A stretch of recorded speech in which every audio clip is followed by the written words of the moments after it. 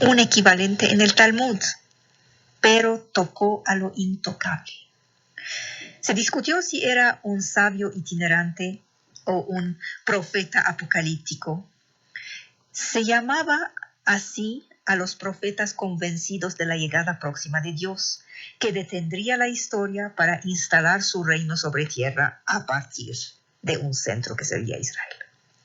Se le ve oponerse a las autoridades de su tiempo, mientras que el sabio aparece como un maestro espiritual. Las menciones al reino por venir han sido introducidas después por los primeros cristianos. Luego, hacia el año 55, se abandonó la idea de una llegada pronta de Dios. Muchas de las ideas de Jesús habían sido dichas antes de él. Lo que es único es su sentimiento de urgencia, la convicción en él que de la respuesta dada a Dios dependía de inmediato la vida o la muerte. Era un hombre totalmente inmerso en el judaísmo de su tiempo, a la vez que insoportablemente diferente. El elemento el más seguro de su vida es, paradójicamente, su muerte. Hace intervenir a Poncio Pilatos, gobernador de Judea, desde el año 26 hasta el año 36. Poncio Pilatos es un personaje conocido de los historiadores antiguos. Los cristianos se apoyan sobre su crucifixión para dar cuerpo a lo que es el pivote de su fe, la resurrección. Aquí existe una divergencia entre los evangelios canónicos. 3, los evangelios sinópticos, dicen que murió un viernes que corresponde al día mismo de la Pascua judía. Eso es el 15 del mes lunar de Nisan. El cuarto, Juan, según él, en cambio, Jesús murió en la tarde que precedió la fiesta. Eso es el 14 de Nisan, lo que corresponde a los datos del Talmud de Babilonia. Es difícil conciliar estos testimonios y es probable que sea Juan el que tenga la razón. ¿Por qué? Por una cuestión de lógica simple, de lógica política simple. Eso de ejecutar a 3 condenados judíos el día mismo de la mayor fiesta del año entre los judíos hubiera sido una falta, un error político mayor que los romanos no podían cometer, no son tontos. Jesús murió entonces un viernes 14 de Nisan. Entre los 14 de Nisan que caen el viernes y que están bajo el mandato de Pilatos, hay uno que nos conviene, que checa. Es el que corresponde al 7 de abril del año 30. Ya sabemos entonces cuándo murió. El 7 de abril del año 30. Ahora es mucho más difícil determinar su fecha de nacimiento. Miren, aún hoy, un hombre del pueblo en general no sabe cuándo ha nacido. Y más hace 2000 años. Según Mateo y Lucas, habría nacido bajo el reino de Herodes el Grande. Pero Herodes el Grande murió en el año 4 antes de nuestra era. Y Jesús tenía unos 30 años cuando empezó a predicar. Herodes habría muerto poco después de su nacimiento. La hipótesis es que nació en el año 5 o 6 antes de nuestra era y que murió a los 34 o 35 años. Eso significa que Jesús nació antes de Jesús. Bien, el hecho de contar los años a partir de su nacimiento supuesto vino de manera muy tardía, vino en Europa, se impuso en Europa a finales del primer milenio, es decir, 1000 años después del asunto, a partir de unos cálculos que un monje del siglo VI llamado Denis el Pequeño, Denis le Petit, quien se había equivocado en esos cálculos. Creo que Denis le Petit tiene un nombre en español, no sé cómo lo dicen en español. Sí, alguna vez me dijeron, eso, corresponde exactamente a lo mismo, pero nada más que es una traducción. Ahora, el desplazamiento de María y José a Belén tuvo lugar en ocasión del censo llevado en Palestina por Quirinos, el legato de Siria. Es bajo Quirinos que hubo un censo. Según las indicaciones de Flavio Josefo, Quirinos solo ocupó este puesto de legato de Siria a partir del año 6 de nuestra era, es decir, 10 años después de la muerte de Herodos. Es casi imposible hacer coincidir todas las fechas. Los evangelios ponen el desplazamiento de María y José inmediatamente antes de nacer Jesús. La historia nos dice que ocurrió el censo que propició este desplazamiento de María y José 10 años después. La fecha de nacimiento, la más verosímil, entonces, es alrededor de los años 5 o 6 AC.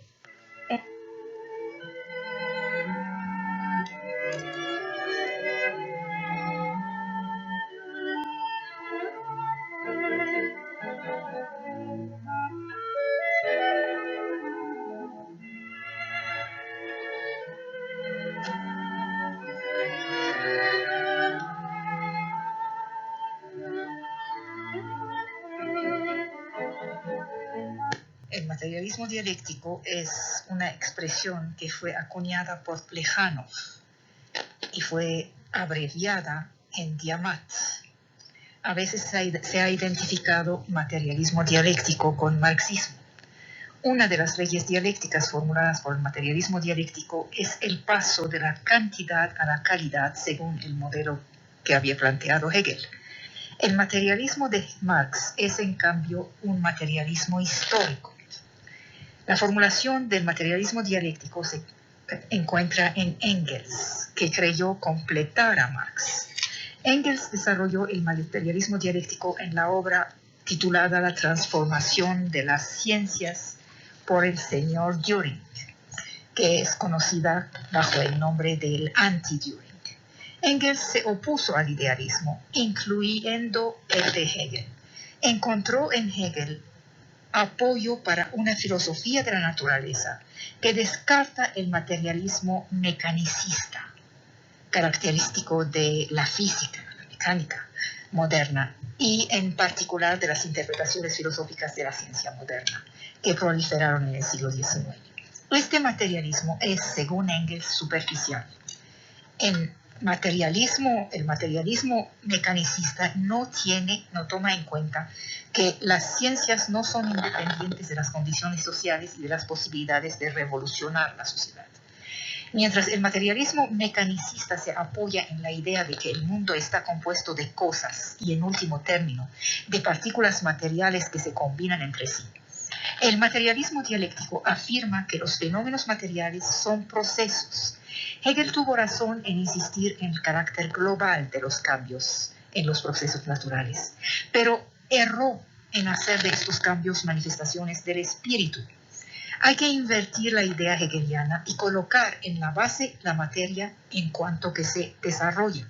La dialéctica de la naturaleza procede según las tres grandes leyes dialécticas: ley del paso de la cantidad a la calidad, ley de la interpretación de los contrarios, ley de la negación de la negación. Negar que hay contradicciones en la naturaleza es, según Engels, mantener una posición metafísica. Lo cierto es que el movimiento mismo está lleno de contradicciones, son contradicciones objetivas.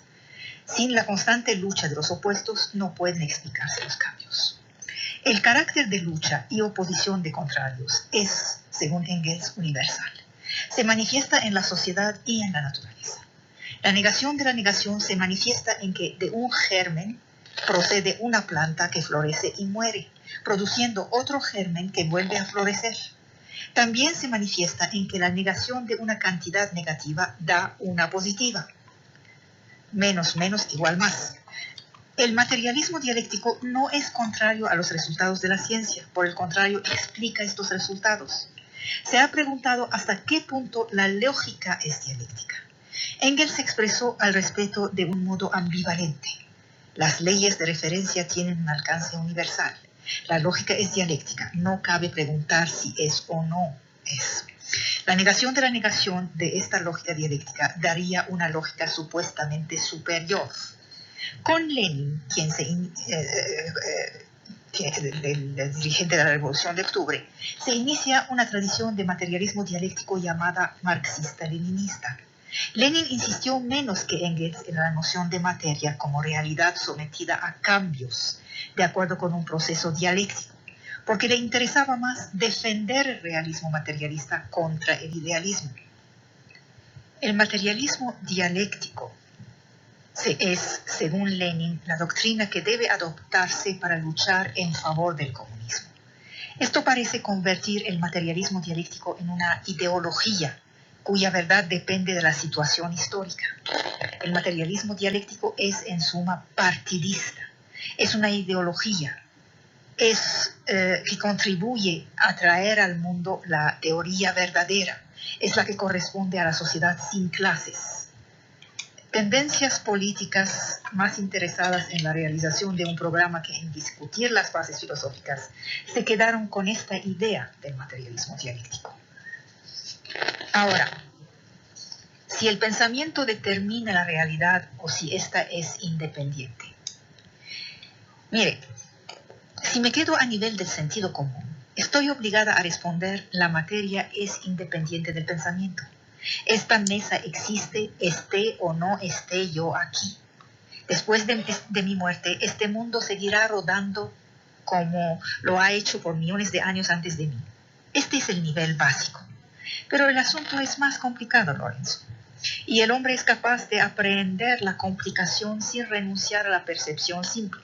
La falacia de la astrología no depende de la relación causa-efecto que usted está tratando de establecer, porque no existe tal relación. La falacia de la astrología está en su profunda ignorancia de la historia de la ciencia. La astrología sigue fundándose sobre la misma astronomía de hace siglos, con su número reducido de planetas, su desconocimiento absoluto de todos los aportes de la ciencia en los siglos pasados y especialmente de este último. La falacia de la astrología está también en su determinismo absoluto, en su falta de fineza, en su falta de matices. Ya he hablado del problema del determinismo hace un par de domingos. Por ello es que la astrología pertenece a los géneros mítico-mágicos, como las demás predicciones. Existe en numerosas lenguas una palabra que designa a la vez el acto de dar y el de tomar, la caridad y la avidez, la beneficencia y la codicia. Esta palabra es el amor.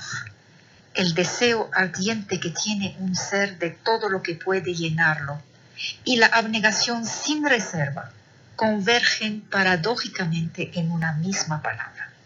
Se habla de amor por la apoteosis de la preocupación por sí mismo y por la preocupación del otro llevada a su cumbre. Desde el alba de los tiempos, todas las genealogías de la moral hacen derivar la gratuidad de la avidez y las acciones nobles del deseo de adquisición. No hay olvido de sí que no se revela provechoso para sí. No hay prodigalidad sin compensación. No hay generosidad que no sea gratificante. No hay ofrenda que no traicione la necesidad imperialista de actuar sobre el otro y poseerlo. Todo don es predador, Carolina. Todas las conductas son lucrativas. El hombre tal y como es el hombre menos el don. Liberado de los preceptos religiosos o morales, ligado exclusivamente a los hechos, el pensamiento positivo solo guarda del amor el instinto de apropiación. El amor del prójimo define el hombre tal y como debería ser. Pero si comprendemos la relación real al otro, comprenderemos a partir de ella tanto la relación amorosa como el odio del otro. En la base del conocimiento de sí, no hay la reflexión, sino la relación al otro. La realidad humana es social antes de ser razonable, social y beligerante. La vida es una novela donde todo es combate, aún los momentos los más dulces y los gestos idílicos, aún la transparencia de las almas y la fusión de los cuerpos. La caricia no es tocar, es esculpir. Es hacerlo como quiero que sea. Es tentativa para que ya no escape. Aún la más tierna de las caricias es animada por el deseo de volver el otro inofensivo, desarmarlo, transformarlo en objeto. Yo me vuelvo así propietario. No hay armisticio en la lucha de las conciencias. Alejémonos de las utopías. La guerra no es el hecho original del encuentro, pero tampoco lo es la paz. La relación es el milagro de salir de sí mismo. Si no me salgo de mí mismo, y si el otro no se deja apropiar, esculpir, controlar, el amor se vuelve odio. Fil significa el elefante, tanto en árabe como en farsi. Pero si su diccionario, don Mario, dice que significa elegante, yo le cedo la razón a su diccionario, faltaba más. En relación con Marcos, si mal no recuerdo, y mi cuidado en escribir absolutamente cada palabra que digo al aire para impedir cualquier malentendido y poder recurrir a mi texto cuando me dicen usted dijo esto o aquello. Si mal no recuerdo entonces, hablaba de filosofía y de política. Esto se llama discusión de ideas y polémica.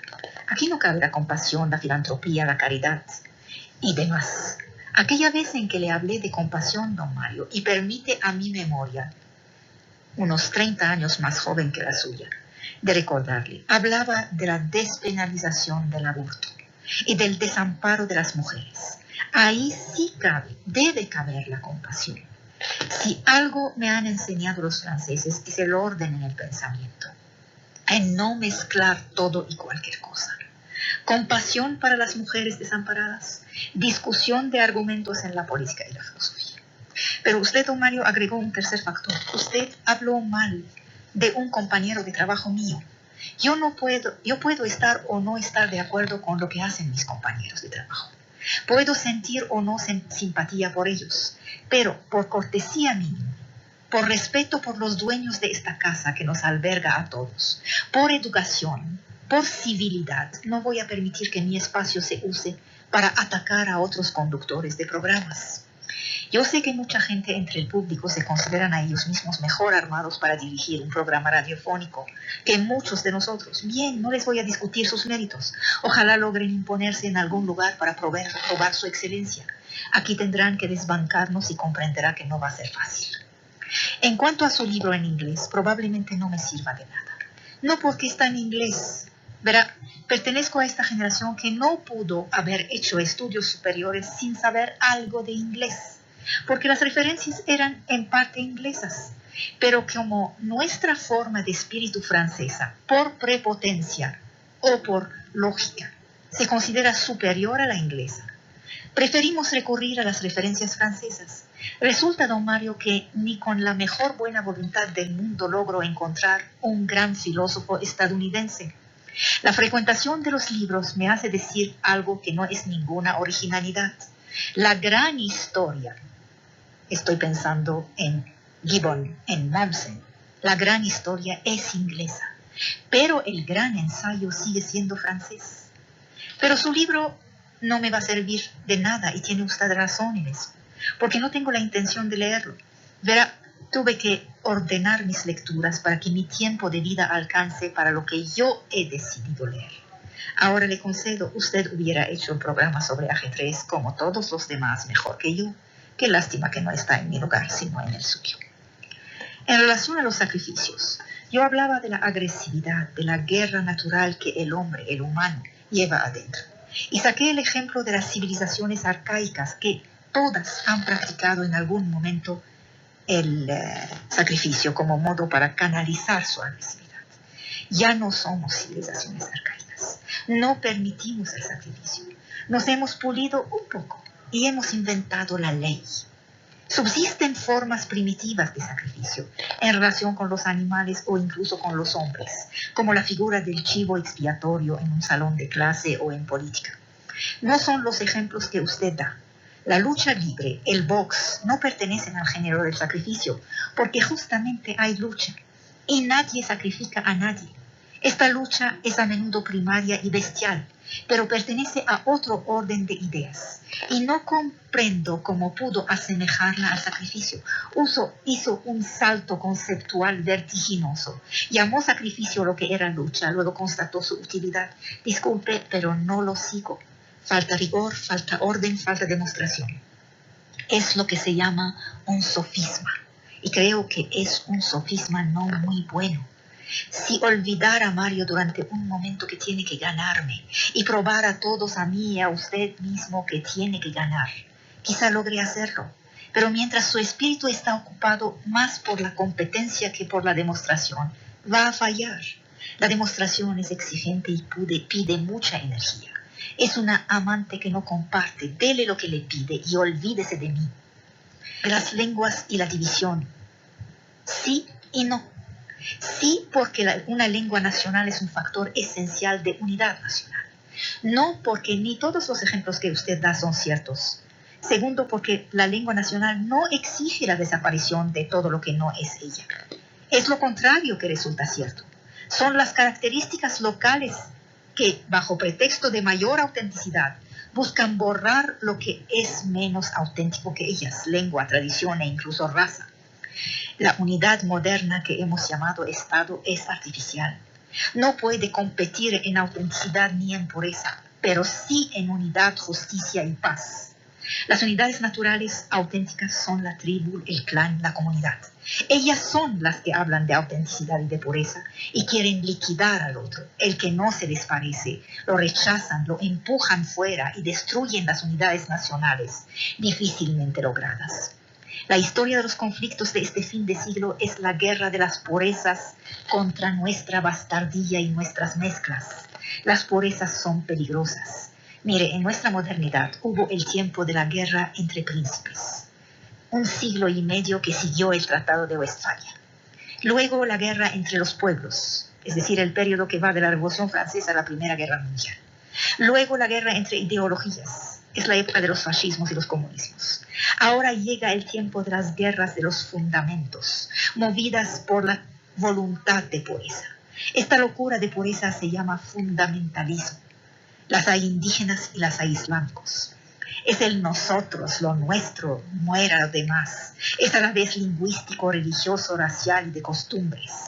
Abraza el conjunto de los fenómenos y se vuelve una categoría mayor del delirio político moderno. Este delirio imagina un fin puro, sacado de sus propios fundamentos, que reproduce sus supuestos orígenes, rompiendo con la impureza de una historia que no corresponde a sus sueños. Sus pasiones son turbias, oscuras, elementales, pero terriblemente atractivas. La voluntad de pureza es lo propio de esta estación del espíritu que viven los separatismos y los fundamentalismos. No tiene nada que ver con lo que los moralistas llaman la pureza del alma. No es pureza de sentimientos opuestos a la mentira, la malicia, la impostura. No es la pureza de los místicos y los santos, asunto de cada alma y diálogo de uno con uno mismo.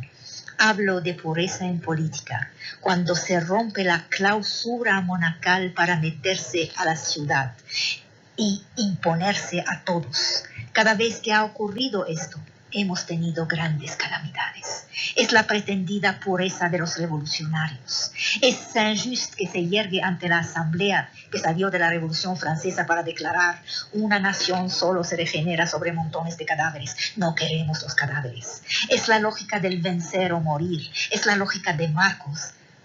Esta idea de un mundo que hay que limpiar del mal, aun si es pagando el precio el más fuerte, el de las vidas ajenas. Es Pol Pot en Camboya, que mató a la 1/4 parte de su pueblo para purificarlo. Es la lógica del terror, que puede ser lingüístico, racial, antropológico, revolucionario o todo esto junto. Cuidado con los puros, se vuelven locos. Locos, terroristas, asesinos por pureza. Esto se llama fanatismo. La vuelta a la raíz es una forma predilecta de esta demencia. La raíz es, por supuesto, indígena. Todo lo demás, todos los demás somos impuros, es decir, mestizos. ¿Quién gana? ¿La voluntad mestiza que hizo la nación a partir de todo y de todos? ¿O la voluntad de pureza que rechaza lo que se hizo y quiere volver a su paraíso terrenal? Esta es la disyuntiva. Repito, no se trata para la nación de liquidar las diferencias, lenguas locales, costumbres locales. Esto no solo no sirve, sino que sería instituir otro terror. Unificar no se hace por la fuerza, se hace por la dinámica de los intercambios, por la integración a un gran proyecto. El problema es cuando ese gran proyecto común parece no existir más. Entonces es cuando el viejo zoclo se yergue y se transforma en división. A mí me preocupa mucho mi vejez. Quiero que sea bella, no fea. Hay vejeces feas, amargas, duras, secas. Esa gente a quien nada le parece, que todo lo destruye, cualquier esfuerzo, cualquier buena voluntad, cualquier trabajo. Yo conocía a una tía abuela de vejez fea que no lograba soportar la idea de que el mundo iba a seguir después de ella. Y hay vejeces bellas, anchas, generosas. Cuando abren la boca caen las palabras como perlas en su lugar. Cuando abren los brazos parecen alas para cubrir y proteger y servir con su experiencia a los más jóvenes que ellos. Esta es la vejez que quiero para mí y para mis amigos. Toda vida es una derrota de alguna forma, Mario. Hacer un programa de radio, tener un minúsculo éxito, esta pobre razón que nos atrevemos a escribir con una R mayúscula, no son nada a final de cuentas ante la muerte. Quiero llegar a los 80 sin ganas de pelear ya por esas nimiedades y sin capacidad para herir por ellas. Mario, trate por favor de lastimar menos a aquellos que lo rodean y más si estos lo han tratado relativamente bien. Mírenos a todos desde las alturas de su experiencia de la vida y tenga hacia nosotros más indulgencia que dureza. ¿Sabe por qué los viejos ya no tienen dientes? Para no morder. Morder es de animales menores. Los viejos llegaron a la edad de sonreír del mundo. Me llamó la atención, es una que desde hace más de 50 años he tenido. No existe la felicidad, solo hay momentos felices. Los momentos felices dependen de las costumbres, la idiosincrasia, la educación, la religión. Para un futbolista puede ser el meter un gol en el último momento, cuando se gana el partido. Para un sibarita, el tener una comida exquisita. Para un científico, el hacer un descubrimiento. Para un padre, el buen éxito de su hijo. En mi caso, le puedo citar 2 momentos de felicidad. Y me lo cita. La filosofía no es una ciencia exacta, es una búsqueda. Buscar no es despreciable. El criterio de uno es buscar entre las diversas razones la que más le convence, pero más que todo la filosofía habría servido para ciencias ajenas, a fin de descubrir algunas verdades modestas. La filosofía solo puede decepcionar a aquel que espera algo de ella. De la filosofía no se espera nada, Mario. No es una promesa del cielo, no es un almacén de verdades. Y en serio me preocupa que solo una idea le haya llamado la atención. Su atención es difícil. A mí hasta la forma de las nubes me llama la atención. El bien y el mal, la verdad, la mentira. Usted me está diciendo que solo una idea que corresponde a lo que usted piensa merece su atención. Estamos fritos a sus ojos, querido amigo. Ninguno de nosotros va a ser su esclavo gemelo. ¿Acaso no le sería más fácil interesarse en lo que no se le parece en lugar de encerrarse sobre lo que ya sabe desde hace 50 años? La otra parte de su carta me parece muy provechosa para todos. Si la felicidad depende, como usted lo dice, de toda una serie de factores, es cierto. Si se trata de momentos que hay que hacer, es cierto.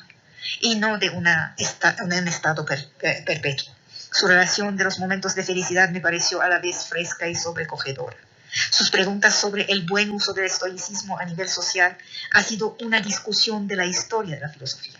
En cambio, no comparto su división entre latinos y sajones. Dudo mucho de que exista un espíritu, un carácter que se puede generalizar a todo un pueblo. Los franceses son latinos y son la cumbre de la racionalidad. Los mexicanos son latinos y son la cumbre de la irracionalidad. Por fin, ¿en qué quedamos? Creo que este asunto merece ser más elaborado, tomando en cuenta factores como el protestantismo en el caso sajón, el indigenismo en el caso nuestro, etc. Podemos afinar mucho. Gracias por las 2 cartas, Mario. Rodolfo, los saqueadores estuvieron a lo largo de la historia en los poderes locales, entre los caciques, entre los dirigentes nacionales, estatales, regionales. Este país ha sido una vaca lechera para prácticamente todo el mundo. No se trata de ir a hacer una serie de entrevistas a esos o aquellos. Encontraremos tantas ideas y opiniones encontradas que no sabremos cuáles creer. Lo que yo quise decir es que la experiencia nos ha enseñado que jamás una guerrilla ha resuelto el asunto de la pobreza, sino que lo ha agravado. Colombia, Perú, El Salvador, Guatemala, todos los que nos han precedido en estos caminos lo saben. Los que sufren en primer término de esos problemas son los más pobres. Pasan 20, 30 años y el acuerdo llega por agotamiento, después de haber destruido la vida de toda una generación, impedido el desarrollo de una región, aumentado la pobreza y el caos. Y justo en el momento en que toda América Latina deja estos senderos, nosotros vamos metiéndonos en ellos. Si esto no se llama atraso, que me digan qué es.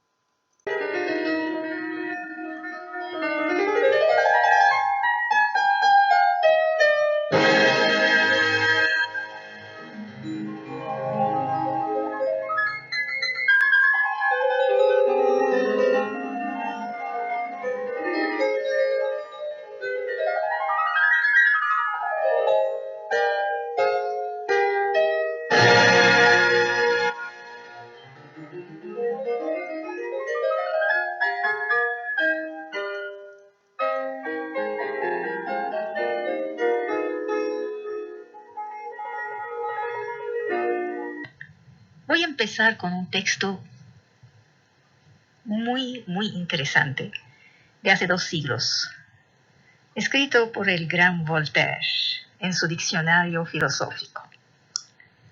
Ahí bajo la palabra alma dice: sería una bella cosa que ver su alma.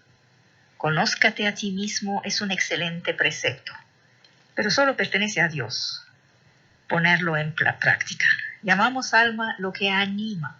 No sabemos más, gracias a los límites de nuestra inteligencia. Las 3/4 partes del género humano no van más lejos. El otro cuarto busca. Nadie ha encontrado ni encontrará. Pobre filósofo, ves una planta que vegeta y dices vegetación. Observas que los cuerpos tienen y dan movimiento y dices fuerza.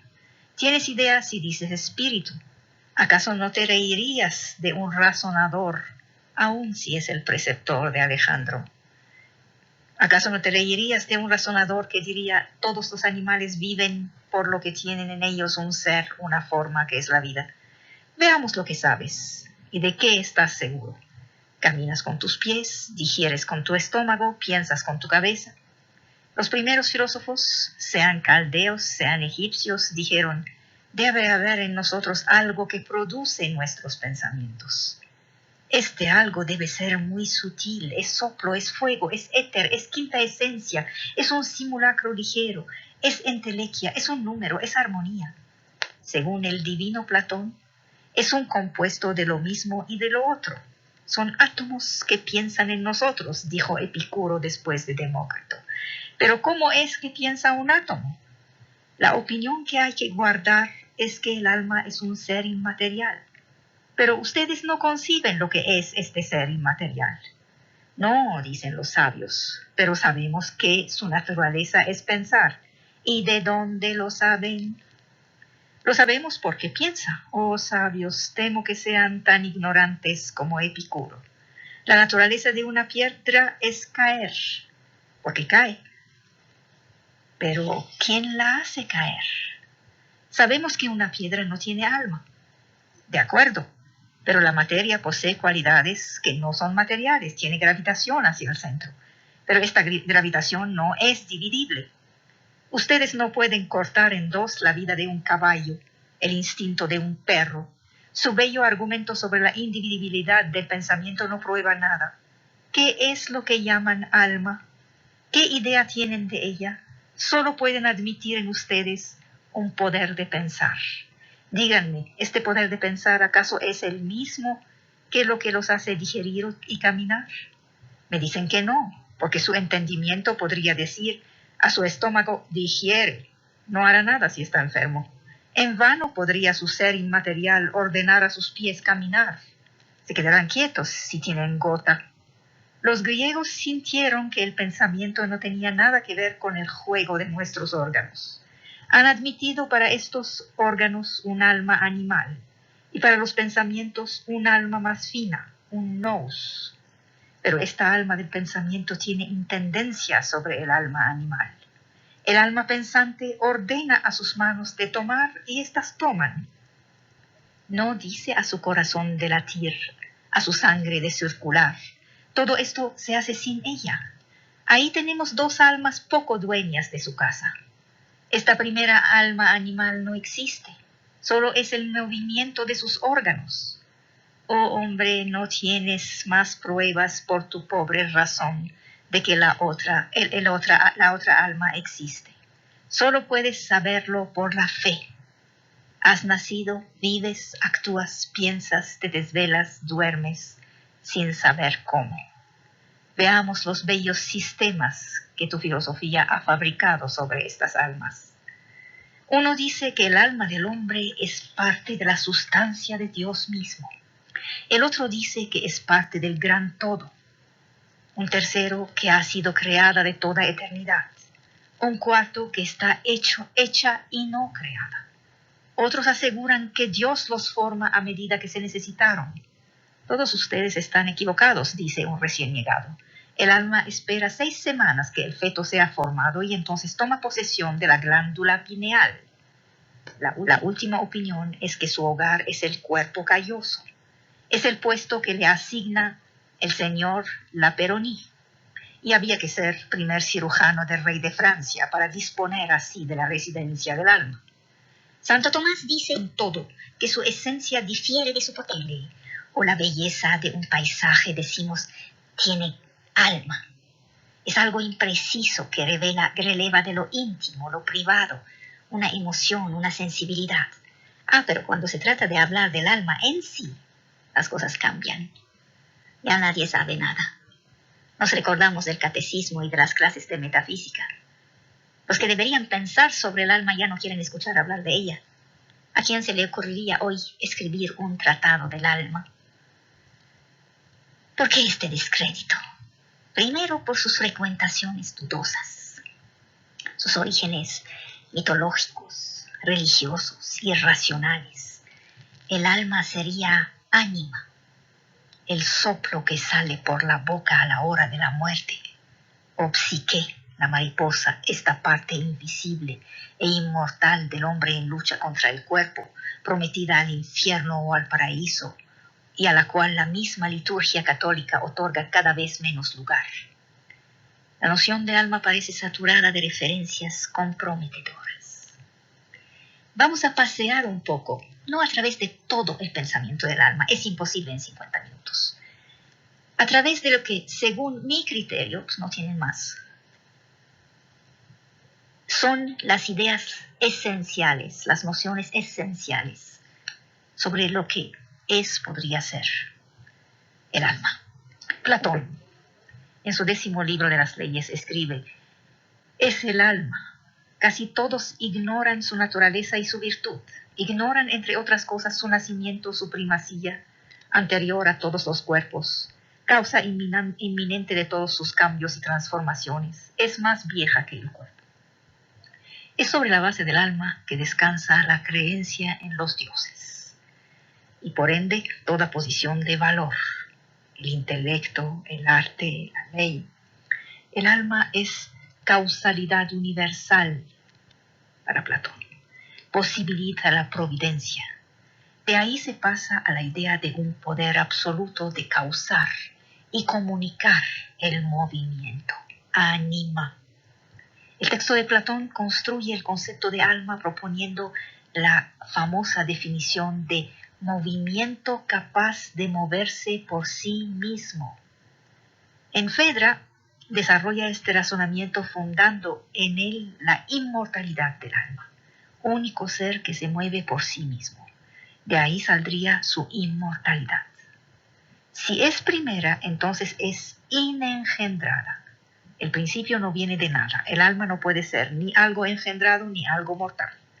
Se trata entonces de caracterizar el alma como principio primero de todo lo que existe, principio generador universal, actividad trascendente. Una frontera se establece con, por un lado, la necesidad mecánica, la sucesión de causas y efectos, el determinismo de los movimientos, y por el otro lado, la autodeterminación del movimiento que se mueve solo y se comunica a todos los demás. La esencia suprafísica, es decir, metafísica del alma, está en que se mueve, sea alma del mundo, sea alma de los vivos. La autodeterminación es su calidad, nadie la mueve. Causa de todo, el alma se integra en la serie de los movimientos que hace comenzar. Tiene un estatuto intermediario entre lo sensible y lo inteligible. Llena la zanja que separa los dos órdenes. El principio motor es apertura sobre lo sensible. Ya no hay oposición entre inmovilidad y movilidad, entre inteligible y sensible. El reposo expresa la muerte. El alma del mundo tiene un poder ideal de organización. Es un principio espiritual que lleva al mundo, lo pone a funcionar, lo mantiene. Platón se interroga, ¿qué especie de alma tiene en su poder el cielo, la tierra y todo lo que está sometido a la revolución?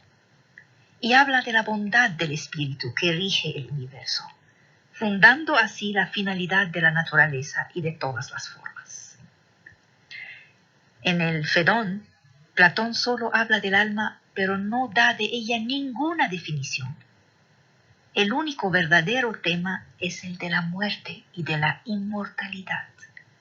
Es así que el alma interviene como soporte de lo inmortal. La cuestión, ¿qué es el alma? Solo interviene en las orillas de estas cuestiones, sobre la inmortalidad, lo divino, lo inteligible. Dice Platón, todos los que se ocupan de filosofía solo se ocupan de morir. Se trata de la muerte del cuerpo y de su mundo para voltearse hacia el alma. Esto es la experiencia del pensamiento. En este contexto, el alma parece hermanarse con las formas inteligibles, únicas, inmutables, indivisibles, por oposición a las cosas visibles, múltiples. El alma se manifiesta como unificada, pero no es tan inmortal como lo divino. Estaría a medio camino entre lo mortal y lo divino. Lo que es desde siempre no es inmortal, es eterno. Es un modo de existencia sustraído al tiempo y al devenir. ¿Acaso inmortal significa lo mismo que indestructible? Es el cuerpo que debe disolverse rápidamente, dice Platón, mientras que el alma sería casi totalmente indisoluble, casi totalmente indisoluble. Cuando deja de pensar y se voltea hacia lo sensible, se embriaga y se dispersa. Así que el alma puede escoger volverse inmortal a través del ejercicio del pensamiento, o por lo contrario, negarse a ello, comprometiéndose con los cuerpos. La inmortalidad no es su atributo, depende de lo que decide hacer de sí misma. De todo esto queda una casi definición del alma, que marcará todo el espiritualismo después de Platón. El alma es hermana de las ideas. Entonces, aquel se dedica al pensamiento, sí puede tener su alma volviéndose inmortal, y aquel que no se ocupa de esas cosas, entonces pierde la inmortalidad del alma. Y viene Aristóteles. Aristóteles hizo un tratado sobre esto. El Tratado del Alma es un ensayo de filosofía de la naturaleza.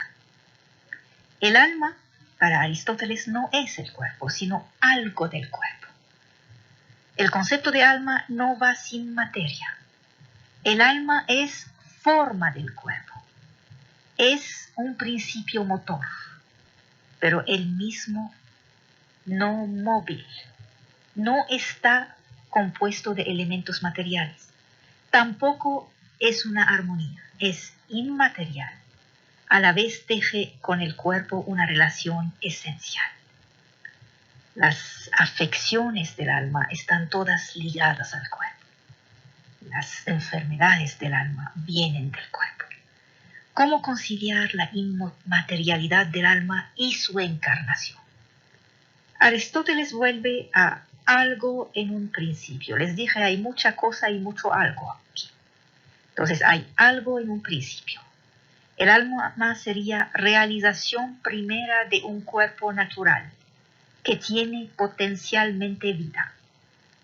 ¿Acaso no sería más bien una actividad que habría que atribuir a la sustancia del cuerpo?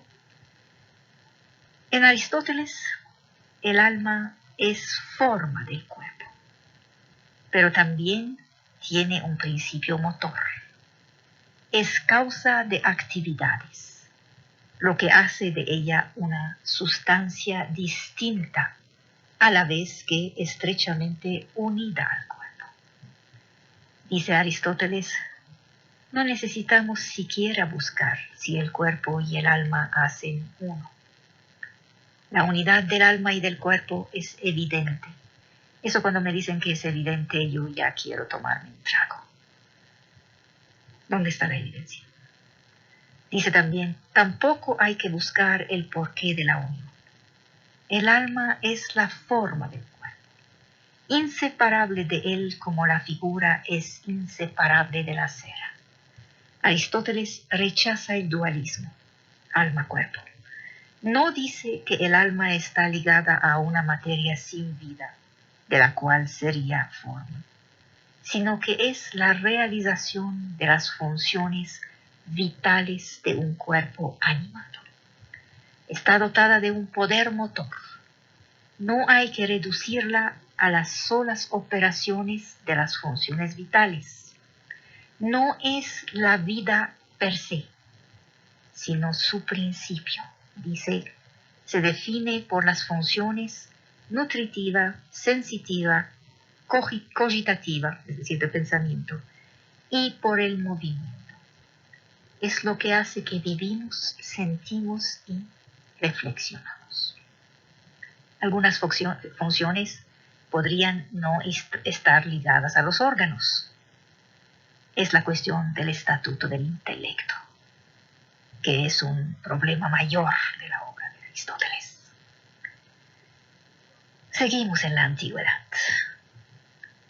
pero ya tenemos este guión que va a hacer la relación con el cristianismo, entre antigüedad y cristianismo.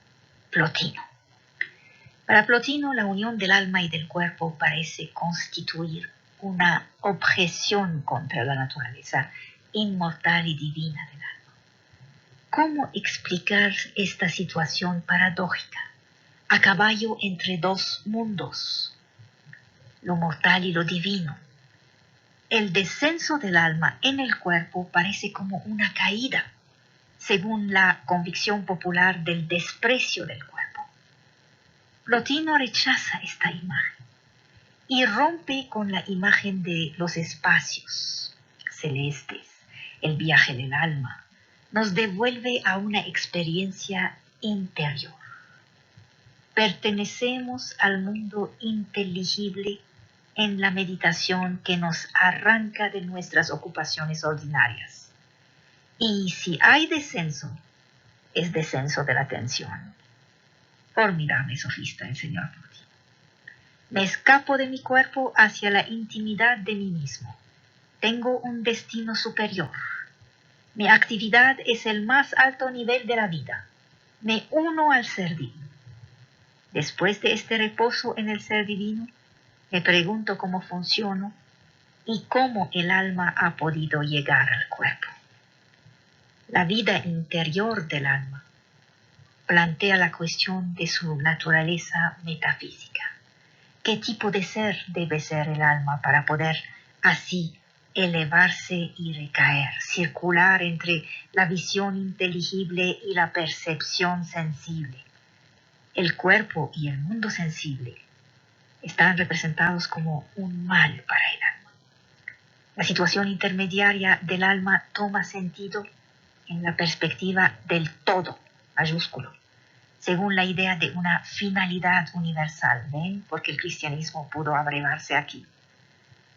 ¿Por qué es que el alma se hunde en el cuerpo con todo su cortejo de pasiones y de desórdenes. Hay que suponer, dice Plotino, una voluntad mala del alma, por haber querido separarse de lo inteligible, desordenando el orden cósmico. Plotino quiere una razón a esto. La solución que propone consiste en profundizar el sentido del ser y de sus mundos o regiones. El ser es difusión, radiación de lo superior hacia lo inferior. La encarnación no es un evento dramático, culpa, pecado, caída, sino una necesidad. Según esta necesidad, el alma, para poder desplegar todas sus potencias,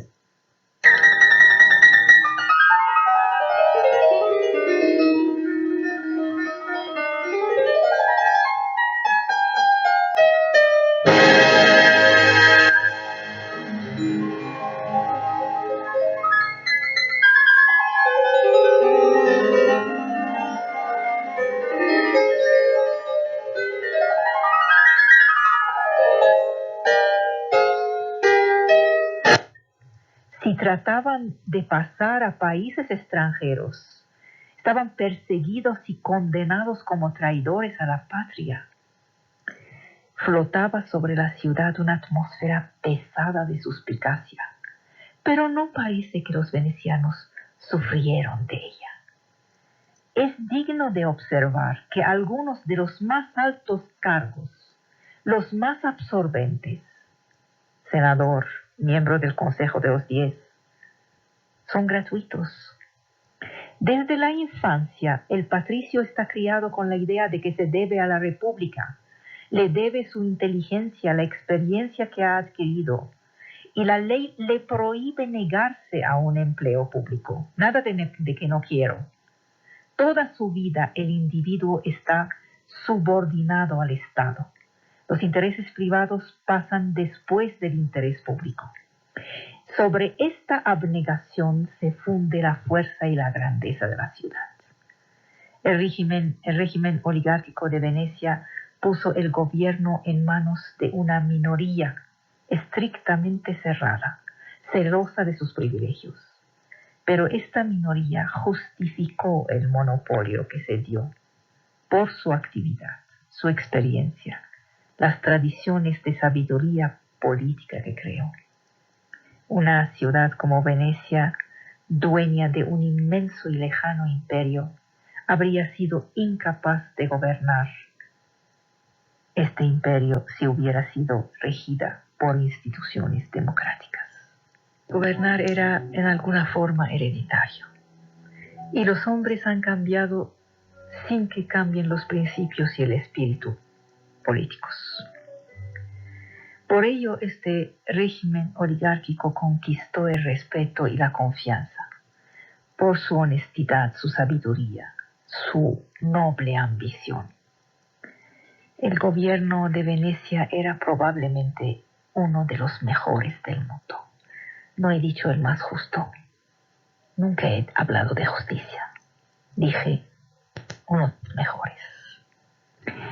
En esta ciudad rica, elegante, mundana, llena de bellas esclavas, de cortesanas, la corrupción era muy grande y el sentido moral mediocre, por supuesto.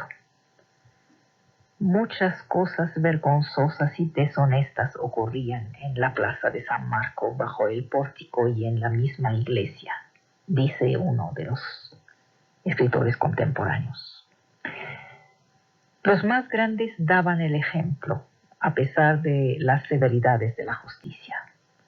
La ciudad tenía en toda Italia una mala reputación a nivel moral. Venecia pagaba así el precio inevitable de su prosperidad económica y del contacto con todos los pueblos del universo a través de su comercio. Venecia tenía mala fama moral. En el siglo XIII, Fra Salimbene escribe de los venecianos: son hombres ávidos, obstinados, quisieran, si pudiesen, subyugar al mundo entero. En el siglo XIV, Juan Villani los llama raza pérfida. Boccaccio lo declara que Venecia es el asilo de toda maldad. Le reprocha su ambición, su orgullo, su tiranía. Otros la juzgan mejor. Petrarca afirma que no existe lugar donde un amante de la tranquilidad y de la virtud puede sentirse más a gusto que en esta muy noble Venecia. Las ambiciones económicas y políticas de los venecianos les valían críticas fuertes. Sin embargo, su alma tenía una singular belleza. Eran ávidos de intereses materiales, preocupados por la grandeza política de su patria, y más que todo, tenían un ardiente deseo de darle grandeza y gloria. Uno de los rasgos característicos del espíritu veneciano era la ambición orgullosa, tenaz, la valentía admirable, el sentido político, la habilidad diplomática, la resolución, la finura, la previsión sutil, la iniciativa, esta energía ingeniosa, infatigable, el sentido de los negocios, por supuesto, el ardor para enriquecerse, el espíritu emprendedor, empresarial, el espíritu de observación, el orgullo de ser hijos de la ciudad de San Marcos, una inteligencia flexible, fuerte, para servir sus intereses, un don igual de sí a la patria veneciana. Eran almas celosas de su independencia, no muy preocupadas por los prejuicios, tampoco muy preocupados por los escrúpulos, hábilmente prudentes, firmemente voluntariosos. Tenían un sentido práctico extrañamente realista. Eran sobrios en palabras. Preferían actuar a discurrir. Tenían el gusto de la acción útil. En El sueño de una noche de verano de William Shakespeare, el rey Oberón envía a Puck a buscar una pequeña flor occidental llamada pensamiento. Puck se va, prometiendo poner un cinturón a la tierra. Esto se llama el Renacimiento. Se transmitieron las innovaciones de los humanistas y de los artistas de Italia, fuera de Italia, gracias a las redes comerciales que los mercaderes italianos medievales habían establecido. Facilitaron una nueva red de rutas que proporcionó muchísimos puntos de contacto con otros países. Los logros italianos aumentaron la creatividad y la inquietud en otras ciudades de Europa. Esta curiosidad interminable puede verse como la esencia de un impulso de exploración que consistía en difundir la cultura europea por todo el mundo. Recuerden, Cristóbal Colón era genovés. Salió por el Océano Atlántico en busca de Cipango, Japón. De este Cipango, el veneciano Marco Polo había oído hablar en sus viajes asiáticos y escribirá sobre ellos más tarde. Los logros de las ciudades italianas independientes no eran fácilmente transferibles a las capitales que formaban partes de entidades políticas mayores. Tenían algo particular. Venecia fue un exótico centro de creatividad debido al tráfico humano que pasaba por ahí. El proceso de intercambio cultural no fue en ningún caso unidireccional, de Italia a todos los demás sitios, sino que hubo interacción.